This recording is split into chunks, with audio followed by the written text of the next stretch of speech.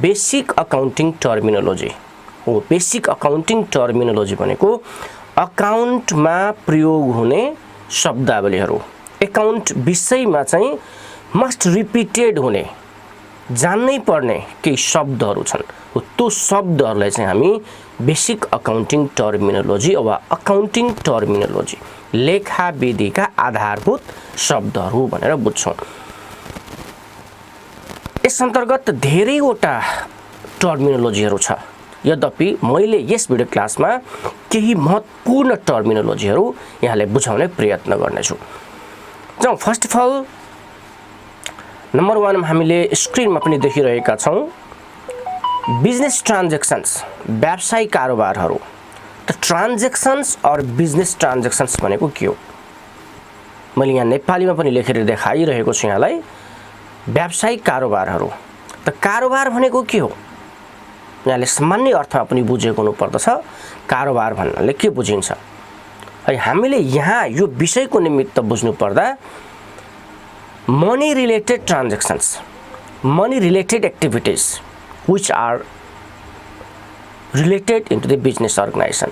व्यावसायिक सङ्घ सङ्गठनमा मनी और इकोनोमिक मेजरमेन्टसँग सम्बन्धित एक्टिभिटिजहरूलाई हामी ट्रान्जेक्सन्स भनेर भन्न सक्छौँ, कारोबार भनेर भन्न सक्छौँ। अथवा पैसा वा अर्थसँग सम्बन्धित हामीले जुन गतिविधिहरू, जुन क्रियाकलापहरू गर्दछौँ, त्यो क्रियाकलापहरूलाई, त्यो गतिविधिहरूलाई चाहिँ हामी बिजनेस ट्रान्जेक्सन्स भनेर बुझ्न सक्छौँ।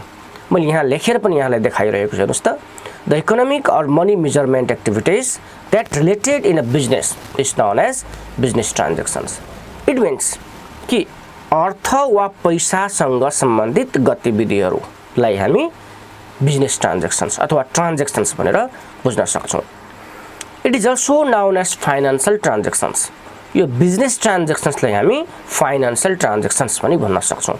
फाइनेन्सियल ट्रान्जेक्सन्स भनेको वित्तीय कारोबारहरू, वित्त सम्बन्धी, वित्त भनेको के हो? मनीसँग सम्बन्धित, पैसासँग सम्बन्धित, अर्थसँग सम्बन्धित कारोबारहरूलाई पनि बुझ्न सक्छौँ। त्यसैले बिजनेस ट्रान्जेक्सन्सलाई हामी के पनि भन्न सक्छौँ भने फाइनेन्सियल ट्रान्जेक्सन्स पनि भन्न सक्छौँ। सच एज, यसका इक्जाम्पलहरू हामी लियौँ कि कस्ता किसिमका ट्रान्जेक्सन्सहरूलाई हामी बिजनेस ट्रान्जेक्सन्स भनेर भन्न सक्छौँ। यहाँ हेरौँ त, पर्चेज अफ गुड्स, सामान खरिद गरियो। तपाईँले सामान खरिद गर्नुहुन्छ, सामान ल्याउनुहुन्छ, पैसा पेड गर्नुहुन्छ, मनी रिलेटेड ट्रान्जेक्सन्स हो नि। हो यस्ता कारोबारहरू जस्तै सेल अफ गुड्स मैले यहाँ देखाइरहेको छु, paid rent, pay to creditors.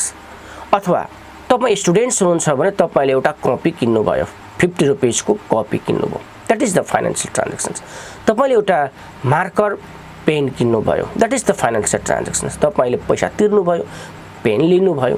हो यसरी पैसासँग सम्बन्धित, लेनदेनसँग सम्बन्धित, किनबेचसँग सम्बन्धित जहाँ चाहिँ मनी रिलेटेड ट्रान्जेक्सन्स छ, जहाँ चाहिँ पैसासँग सम्बन्धित क्रियाकलापहरू छ, पैसाको कारोबार भएको छ भने त्यस्ता ट्रान्जेक्सन्सहरूलाई, त्यस्ता कारोबारहरूलाई चाहिँ हामी बिजनेस ट्रान्जेक्सन्स भन्छौँ, वा यसलाई हामी फाइनेन्सियल ट्रान्जेक्सन्स पनि भन्न सक्छौँ। ल, अर्को नेक्स्ट 2 नम्बरमा हामी जाउँ। क्यापिटल, यहाँले सुनेको हुनुपर्दछ, क्यापिटल सुन्नुभएको छ। क्यापिटल नेपालीमा हामी पुँजी भनेर भन्छौँ है। तपाईँले सुन्नुभएको छ, तपाईँले गाउँघरमा पनि सुन्नुभएको होला कि मैले यो व्यवसायमा 5 लाख रुपियाँ पुँजी लगाएको छु, अथवा रामबहादुरले त्यो बिजनेस सुरु गर्दा 10 लाख रुपियाँ पुँजी लगानी गरेको थियो। हो, यसको अर्थ हामीले कुनै व्यवसाय सुरु गर्दछौँ, यदि हामीले व्यवसाय सुरु गर्न खोजिरहेका छौँ भने व्यवसाय सुरु गर्ने बेलामा, यदि हामीले व्यवसाय सुरु गर्दैछौँ भने त्यो व्यवसाय सुरु गर्ने बेलामा त्यो व्यवसायमा हामीले के लगानी गर्यौँ त? त्यहाँ हामीले पैसा, क्यास लगानी गरेको हुन सक्छौँ, त्यहाँ हामीले बैंक ब्यालेन्स पनि लगानी गरेको हुन सक्छौँ, त्यहाँ हामीले फर्निचर लगानी गरेको हुन सक्छौँ, ल्यान्ड एन्ड बिल्डिङ हुन सक्छ। अथवा व्यवसाय सुरु गर्ने बेलामा त्यो व्यवसाय चलाउनको निमित्त हामीले के लगानी गर्यौँ त? त्यहाँ हो त्यो लगानी गरेका सम्पूर्ण चीजवस्तुहरूलाई हामी एज अ कलेक्टिभली, समग्रमा क्यापिटल भनेर भन्न सक्छौँ, पुँजी भनेर भन्न सक्छौँ है। त्यसैले यसको अर्थ पनि यहाँले बुझ्नु होला। मैले यहाँ लेखेको पनि छु हेर्नुहोस् है, स्क्रिनमा हेरिरहनु भएको छ यहाँले कि honours investment in a business is capital. Honours investment in a business, honours भनेको मालिक, इन्भेस्टमेन्ट भनेको लगानी। मालिकले लगानी गरेका पैसा है, मालिकको लगानी, व्यवसायमा जुन मालिकले लगानी गरेको छ, लगानी त जे पनि के गरेको छ त, पैसा लगानी गरेको हुनसक्छ, ब्याङ्क ब्यालेन्स लगानी गरेको हुनसक्छ, अथवा के उसले लगानी गरेको छ व्यवसायमा, त्यो लगानी गरेको टोटल एमाउन्टलाई हामी क्यापिटल भनेर भन्न सक्छौँ। The amount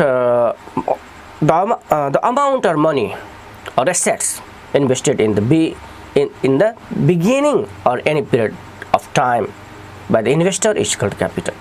अब यसलाई हामीले के बुझ्छौँ भने व्यवसाय सुरु गर्ने बेलामा लगानी गरेकोलाई त क्यापिटल बुझौँ। यदि हामीले बीचमा 2-4 वर्षपछि केही समय अवधिपछि फेरि हामीले त्यो व्यवसायमा पुँजी थप्यौँ, थप पुँजी गऱ्यौँ, जस्तै 20 लाख रुपियाँ लगानी गरेको थियौँ, अब कारोबार बढाउनु पर्ने भयो, फेरि 10 लाख रुपियाँ हामीले पुँजी थप्यौँ भने त्यो चाहिँ क्यापिटल हो। तर हामीले व्यवसाय सुरु गरियो, आज बिक्री भएको 5 लाख रुपियाँ अथवा आज बिक्री भएको 20,000 रुपियाँ, जुन आज बिक्री भएर हामीले कलेक्सन गरेका छौँ, त्यो 20,000 रुपियाँबाट हामीले फेरि अर्को सामान किनेर ल्याएर बेच्यौँ भने त्यो चाहिँ क्यापिटल हुँदैन, किनभने त्यो चाहिँ ट्रान्जेक्सन्स हुन्छ। त्यसैले क्यापिटल भनेको चाहिँ अनर्सले लगानी गरेको व्यवसायको पैसाभन्दा फाल्टो पैसा जुन लगानी गरिएको छ त्यसले हामी क्यापिटल भनेर भन्छौँ। यसको इक्जाम्पलको रूपमा हामी हेरौँ, क्यास ब्यालेन्स मैले लेखिदिएको छु, तर क्यास ब्यालेन्स छ, ब्याङ्क ब्यालेन्स छ, अर एनी अदर एसेट्स, अरू कुनै पनि एसेट्सहरू यदि लगानी गरेको छ, नाफा कमाउनको निमित्त लगानी गरेको छ भने त्यसलाई हामी क्यापिटल भनेर भन्न सक्छौँ। थर्ड नम्बर जाउँ, ड्रइङ्स अथवा यसलाई हामी पुँजी फिर्ता भनेर भन्छौँ। ड्रइङ्स भनेको पुँजी फिर्ता। पुँजी फिर्ता भनेको के हो? पुँजी भनेको क्यापिटल भनेको त हामीले बुझिसक्यौँ अगाडि नै हो। क्यापिटल रिटर्न ब्याकलाई हामी ड्रइङ्स भनेर भन्न सक्छौँ।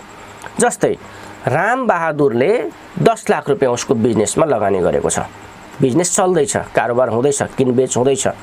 अब 2-4 महिनापछि त्यो राम बहादुर भन्ने मान्छेले 10,000 रुपियाँ त्यो बिजनेसको पैसा निकाल्यो र त्यो पैसा चाहिँ अन्य आफ्नो पर्सनल युज, प्राइभेट युज, घरैसी खर्चको रूपमा लगानी गर्यो, घरैसी खर्च गर्यो भने त्यो चाहिँ पुँजी फिर्ता हो। किनभने त्यहाँबाट ल्याएको पैसाबाट फेरि व्यवसायको निमित्त रिसेल पर्पसका सामानहरू त किनिएन हो, त्यो पैसाबाट उसले आफ्नो व्यक्तिगत खर्च गर्यो, उसले आफ्नो उपचारमा खर्च गरेको हुनसक्छ, उसले आफ्नो छोरीको फी तिर्नमा खर्च गरेको हुनसक्छ, अथवा उसले चाहिँ आफ्नो घरैसी खर्च गरेको हुनसक्छ हो। व्यवसायको पैसा ल्याएर यदि उसले आफ्नो घरैसी खर्चहरू गर्छ हैन, जस्तै घरैसी खर्च त हामीले बुझ्छौँ कि घरमा चाहिने सरसामानहरू किनियो, घरमा खाद्यान्न किनियो हैन, अब हेल्थ सम्बन्धी एक्सपेन्सेसहरू हुन्छ, उपचार गरियो, अब शिक्षा सम्बन्धी खर्चहरू हुनसक्छ, छोराछोरीको फी तिर्यो, त्यो त बिजनेसको पैसा ल्याएर तिरेको हो नि हो। त्यस्तोलाई चाहिँ हामी ड्रइङ्स भनेर भन्छौँ। तर त्यो बिजनेसको पैसा 50,000 लिएर उसले काठमाडौँ गयो अनि त्यहाँबाट फेरि सामान किनेर ल्यायो, त्यो पैसाको त्यो चाहिँ ड्रइङ होइन। बिजनेसको पैसा ल्याइसकेपछि त्यसले चाहिँ त्यो पैसा आफ्नो व्यक्तिगत खर्च गरेको हुनुपर्दछ। त्यो अवस्थामा चाहिँ हामीले त्यसलाई ड्रइङ्स भनेर बुझ्न सक्छौँ। ड्रइङ्स चाहिँ क्यास पनि हुनसक्छ, ब्याङ्क ब्यालेन्स पनि हुनसक्छ, अथवा गुड्सहरू पनि हुनसक्छ, सरसामानहरू पनि व्यवसायबाट निकालेर घरैसी युजको लागि लान सक्छ हो। त्यसलाई पनि हामी ड्रइङ्सको रूपमा लिन सक्छौँ। नेक्स्ट फोर्थ नम्बरमा जब हामी लायबिलिटिज देखिरहेका छौँ, फोर्थ नम्बरमा लायबिलिटिज भनेको दायित्व, यहाँले बुझेको हुनुपर्दछ। लायबिलिटिज भन्नाले दायित्व। दायित्व भनेको के होला त? दायित्व भनेको चाहिँ भविष्यमा भोलि पर्सि आफूले अथवा आफ्नो व्यवसायले तिर्नुपर्ने रकमलाई हामी दायित्व भन्छौँ, लायबिलिटिज भन्छौँ है। त्यसैले यहाँ मैले स्क्रिनमा लेखेको पनि छु, हेर्नुहोस् त, amount that are payable to the others, amount that are payable to others by business organisations are called liabilities. Business अर्गनाइजेसनले अर्को थर्ड व्यक्तिलाई केही रकमहरू, केही पैसाहरू तिर्नुपर्ने छ, भुक्तानी गर्नुपर्ने छ भने त्यसलाई चाहिँ हामी लायबिलिटिज भनेर भन्न सक्छौँ। लायबिलिटिजलाई हामी 2 टाइप्समा डिभाइड गर्न सक्छौँ। नम्बर ए मा यहाँले स्क्रिनमा देखिरहनु भएको छ करेन्ट लायबिलिटिज र नन करेन्ट लायबिलिटिज। करेन्ट लायबिलिटिजलाई हामी चाहिँ चल दायित्व भनेर भन्न सक्छौँ है। चल दायित्व भनेको के हो त कि within 1 year of period of time, within 1 year period of time, 1 वर्षभित्र हामीले यो बुझौँ। करेन्ट लायबिलिटिज भनेको 1 वर्षभित्र तिर्नुपर्ने जिम्मेवारीहरू, 1 वर्षैभित्र तिर्नुपर्छ। जस्तै 10 दिन, 1 महिना, 2 महिना, 6 महिना, 10 महिना। तर वर्ष दिनभित्रै यदि हामीले त्यो रकमहरू तिर्नुपर्छ, त्यो जिम्मेवारीहरू तिर्नुपर्छ भने त्यस्ता तिर्नुपर्ने दायित्वहरूलाई चाहिँ हामी करेन्ट लायबिलिटिज भनेर भन्छौँ। करेन्ट लायबिलिटिज पनि धेरैवटा छन्। यहाँ हेर्नुहोस् त, such as short term loan भनिएको छ है, अमाउन्ट पेएबल छ, बिल्स पेएबल छ, नोट्स पेएबल छ, ट्याक्स पेएबल छ, ब्याङ्क ओभरड्राफ्ट हैन, एक्रुड एक्सपेन्सेस। यस्ता एक्सपेन्सेसहरूलाई चाहिँ हामी करेन्ट लायबिलिटिज भन्न सक्छौँ। अथवा यसको डिफाइन गर्दाखेरि के बुझौँ कि within 1 year period of time, 1 वर्षको पिरियडभित्र तिर्नुपर्ने व्यवसायका जिम्मेवारीहरूलाई चाहिँ हामी करेन्ट लायबिलिटिज भनेर बुझ्न सक्छौँ। अब बी नम्बरमा नन करेन्ट लायबिलिटिज हामीले देखिरहेका छौँ। नन करेन्ट लायबिलिटिज, यसलाई लङ टर्म लायबिलिटिज पनि भनिन्छ है। नन करेन्ट लायबिलिटिजले हामी लङ टर्म लायबिलिटिज भनेर भन्न सक्छौँ।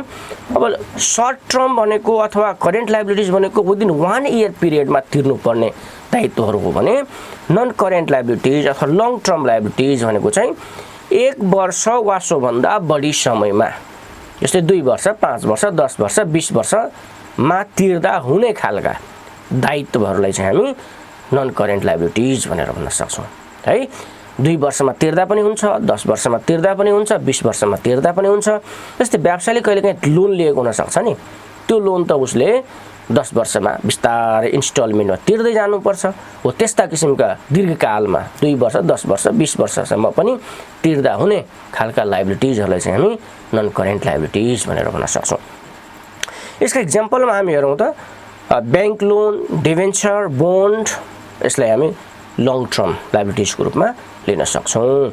जस्तै इक्जाम्पलको रूपमा पनि दिएको छ। जस्तै for example, bank loan taken from bank ₹5 lakh for 5 years is non current liabilities.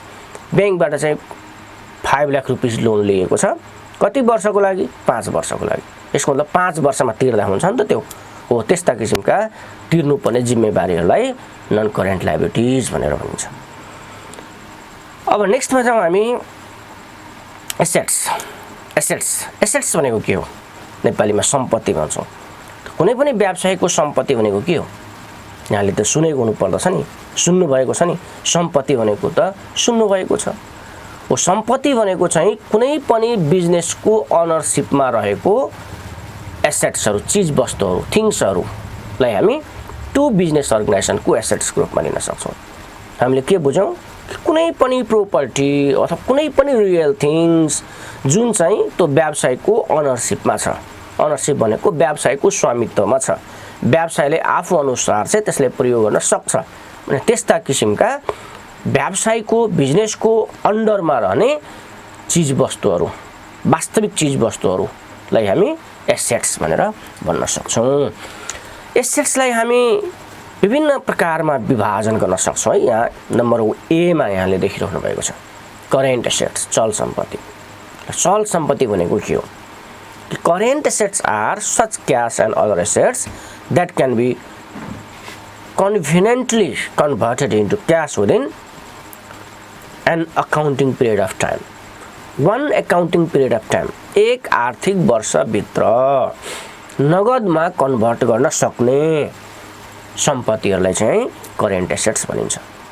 Clear बुझ्नुभयो नि कि 1 वर्षको पिरियडभित्र, 1 आर्थिक वर्षभित्र कुनै पनि चिजवस्तुहरूलाई, सम्पत्तिहरूलाई यदि नगदमा कन्भर्ट गर्न सकिन्छ, क्यासमा कन्भर्ट गर्न सकिन्छ भने त्यसलाई चाहिँ हामी करेन्ट एसेट्स भनेर भन्न सक्छौँ।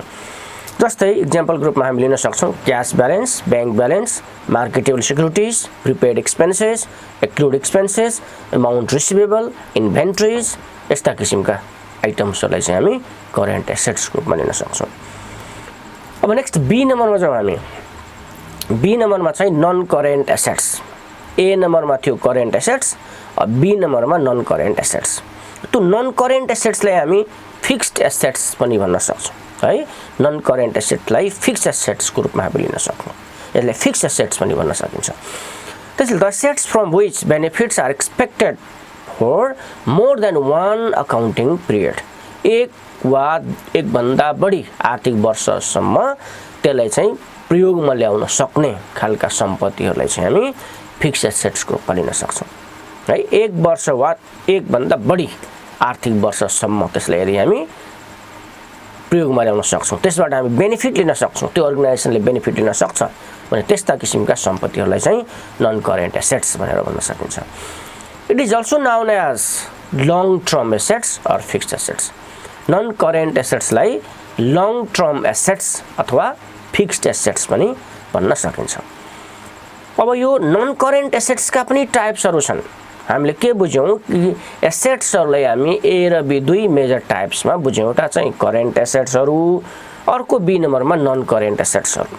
र यो नन करेन्ट एसेट्सहरूलाई पनि अगेन 2-3 टाइप्समा हामीले डिभाइड गर्न सक्छौँ। ए नम्बरमा टेन्जिबल फिक्स्ड एसेट्स। टेन्जिबल दृश्य स्थिर सम्पत्ति। टेन्जिबल भनेको दृश्य देख्न सक्ने सम्पत्तिहरू, जुन सम्पत्तिलाई हामी देख्न सक्छौँ, जसको चाहिँ आकार छ, फिजिकल एक्जिस्टेन्स छ, फिजिकल भौतिक आकार, चिज, सेप, साइज भएका चिज वस्तुलाई चाहिँ हामी टेन्जिबल एसेट्स भन्छौँ। ल यहाँ लेखेको पनि छ हेर्नुहोस् यहाँ स्क्रिनमा कि tangible fixed assets have physical existence, it can be seen and touched such as plant and machinery, land and building, furniture, equipments, vehicles etc. यसलाई हामी टेन्जिबल भन्न सक्छौँ अथवा दृश्य सम्पत्तिहरू, देख्न सक्ने सम्पत्तिहरू भनेर भन्न सक्छौँ। यसको बी नम्बरमा जाउँ, इन्टेन्जिबल फिक्स्ड एसेट्स, अदृश्य स्थिर सम्पत्ति। इन्टेन्जिबल भनेको अदृश्य, अदृश्य भनेको देख्न नसकिने, नन फिजिकल एक्जिस्टेन्स एसेट्सहरू, जसलाई हामी देख्न सक्दैनौँ, छुन सक्दैनौँ, तर अनुभव गर्न सक्छौँ, त्यसबाट हामीले बेनिफिट गेन गर्न सक्छौँ, त्यसले हामीले बेनिफिट दिन्छ, हो त्यस्ता किसिमका एसेट्सहरूलाई चाहिँ हामी इन्टेन्जिबल फिक्स्ड एसेट्स भनेर भन्न सक्छौँ। यस अन्तर्गत हामी हेरौँ त प्याटेन्टलाई लिन सक्छौँ, copyright, trademark, brand, goodwill, software इत्यादिलाई हामी नन इन्टेन्जिबल फिक्स्ड एसेट्स भन्न सक्छौँ है। त्यसपछि हामी जाउँ सी नम्बरमा फिक्टिटियस एसेट्स, काल्पनिक सम्पत्तिहरू। फिक्टिटियसलाई चाहिँ हामी काल्पनिक सम्पत्ति भनेर भन्न सक्छौँ। यसलाई चाहिँ हामी यो एसेट्सलाई हामी एक्सपेन्सेस एन्ड लसेसको रूपमा लिन सक्छौँ, जुन वर्ष अथवा वार्षिक रूपमा कट्टा गरिँदै लगिन्छ। किनकि यस्ता खर्चहरू सुरुवाती अवस्थामा धेरै हुन सक्छ, जस्तै कुनै एउटा व्यवसाय सुरुवातको क्रममा धेरै खर्चहरू हुन सक्छ नि सुरुवातीको बेलामा, अनि पछिल्ला वर्षहरूमा त कम खर्चहरू हुन सक्छ नि। हो त्यसैले सुरुवातीको बेलामा धेरै खर्च भएको छ भने त्यो वर्ष त लस देखिने भयो नि। हो त्यस्ता किसिमका खर्चहरूलाई त्यही एकै वर्षमा कट्टा नगरिकन अलिअलि गरेर 2, 4, 5, 10 वर्षमा चाहिँ मिलाउने गरिन्छ त्यो खर्चहरूलाई। त्यस्ता खर्चहरूलाई चाहिँ हामी फिक्टिटियस एसेट्स भनेर भन्न सक्छौँ। त्यसैले यसलाई एक्सपेन्सेस र लसेसको रूपमा पनि हामी लिन सक्छौँ है, जुन चाहिँ रिटर्न अफ गर्दै जानुपर्छ 1 or more than 1 accounting period. जस्तै प्रिलिमिनरी एक्सपेन्सेस, प्रिलिमिनरी पहिले नै खर्च भइसक्यो, सुरुवातको बेलामा खर्च भइसक्यो, धेरै खर्च भयो, त्यसैले त्यो खर्चलाई चाहिँ अब बिस्तारै 2, 4, 5 वर्षभित्र कट्टा गर्दै लगिन्छ। प्रमोसनल एक्सपेन्सेस, प्रमोसन गर्ने बेलामा धेरै खर्च हुन सक्छ, सुरुमा चाहिँ विज्ञापन प्रचार अत्यधिक रूपमा गर्नु पर्यो र धेरै खर्च भयो, त्यो खर्च चाहिँ एकै वर्ष नदेखाइकन बिस्तारै बिस्तारै 2, 4, 5 वर्षमा कट्टा गर्ने गरी त्यो खर्चलाई म्यानेज गरिन्छ। हो त्यस्ता किसिमका खर्चलाई चाहिँ फिक्टिटियस एसेट्स भनिन्छ। यस अन्तर्गत चाहिँ हामी के बुझ्यौँ त, preliminary expenses, promotional expenses, discount and issue of share and debenture, यी कुराहरूलाई चाहिँ हामी फिक्टिटियस एसेट्सको रूपमा लिन सक्छौँ। हस् त धन्यवाद। आजको लागि यतिकै राखौँ। यस्तै किसिमका तपाईँलाई नलेज दिने भिडियो क्लासहरू लिएर फेरि पनि म आउने नै छु। हस् त धन्यवाद। आजको दिन यहाँको शुभ बितोस्। Thank you. Best of lock.